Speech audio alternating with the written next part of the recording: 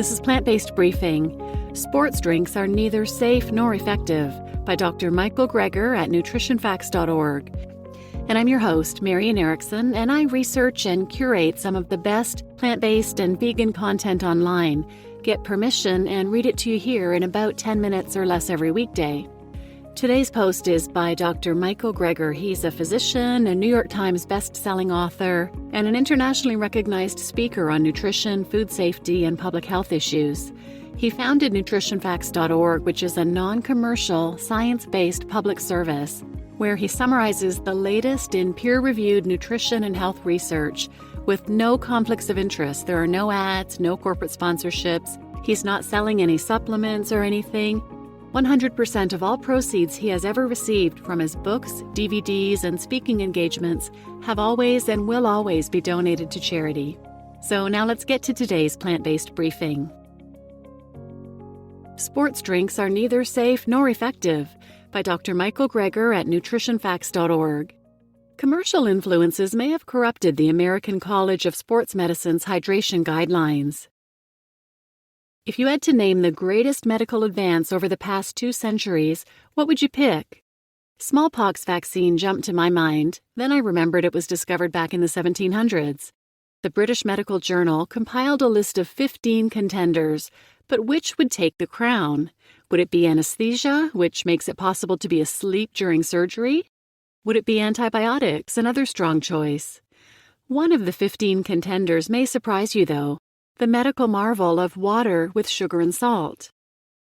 The discovery that sugar and salt are absorbed together in the small intestine, quote, was potentially the most important medical advance this century.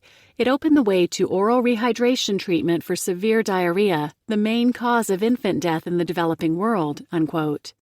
Simple packets of sugar and salt in the right ratio could be added to water and save the lives of children who were losing electrolytes through severe diarrhea from diseases like cholera.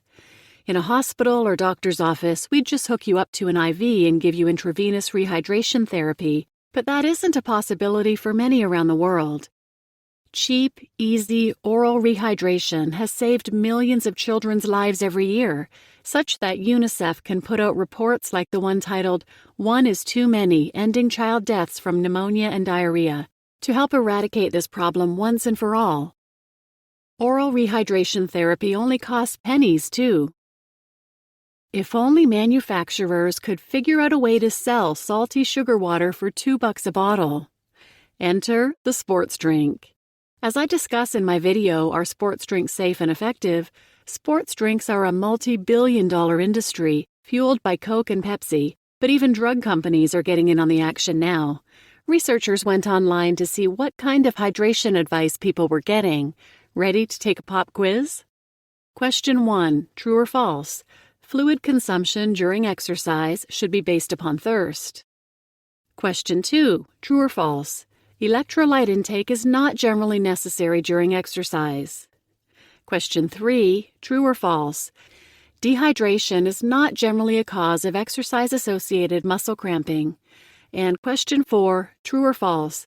Exercise-associated muscle cramping is not generally related to electrolyte loss. The answer to each is true. If you said false to any of them, you're wrong, but in good company. A whopping 93% of the top websites got the first question wrong, 90% got the second question wrong, 98% got the third one wrong, and they all got the last one wrong. To make matters worse, those websites that would generally be perceived as being more trustworthy by the public, such as the sites of medical or professional organizations, appear to be no better than other websites at providing accurate hydration-related information. So you shouldn't feel bad if you got any wrong. No wonder athletes often have misunderstandings about proper hydration during exercise. Doesn't dehydration hurt performance, though? Surprisingly, when researchers looked at triathletes, they didn't find a correlation between dehydration and marathon finishing times. In fact, some athletes who lost the most water actually had among the fastest times, as had been noted in other studies as well. Your body's not stupid. It will tell you when you need to drink. There is now ample evidence that drinking to thirst, even during prolonged exercise under hot ambient conditions, will allow maintenance of proper hydration, meaning we can just drink to thirst even while working out for a long time in the heat. And we do not have to drink electrolytes. But if we're sweating and just drink pure water, don't we risk washing out too much sodium and ending up with exercise-associated hyponatremia, EAH, too little sodium? It turns out that can be caused by drinking too much of anything, whether it's water or sports drinks. In one high-profile case, a high school athlete who died from EAH had drank 2 gallons of Gatorade. How do we prevent such deaths? Simple. Drink according to thirst. These "don't wait until you feel thirsty" statements may actually be doing more harm than good. We've known this since the early 1990s, but it was ignored.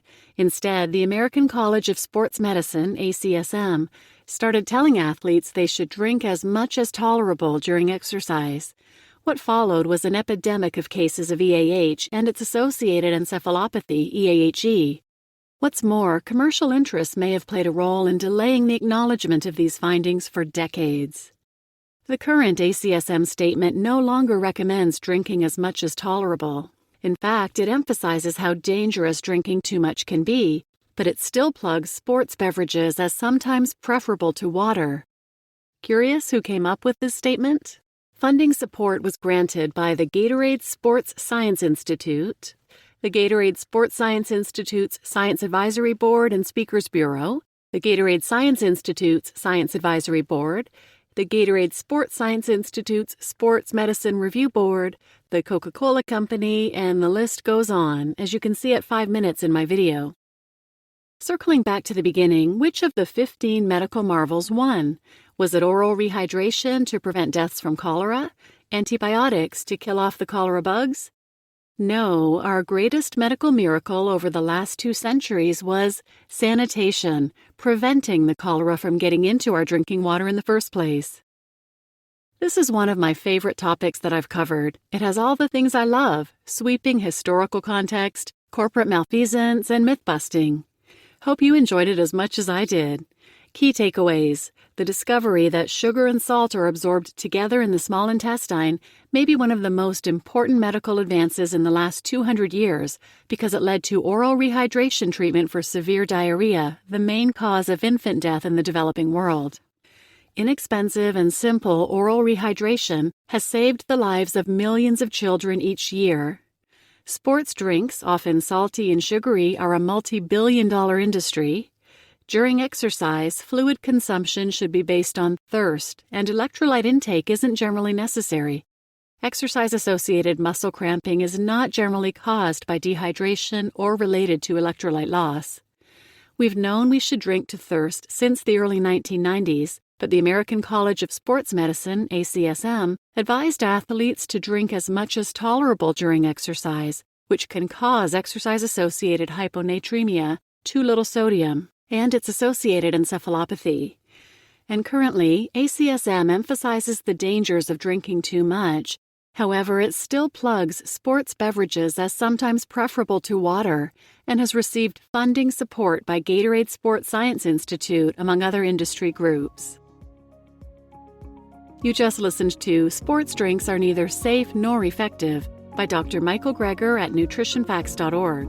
And I'm your host, Marian Erickson, and if you'd like to support this podcast, there are a few ways you can do it simply by sharing it with others, by giving it a 5-star rating on Apple and Spotify, and or shopping at plantbasedbriefing.com/shop, and 10% of all the profits go to a local sanctuary here called changingheartsfarm.org. So please share this with anyone who might benefit, and thanks for listening.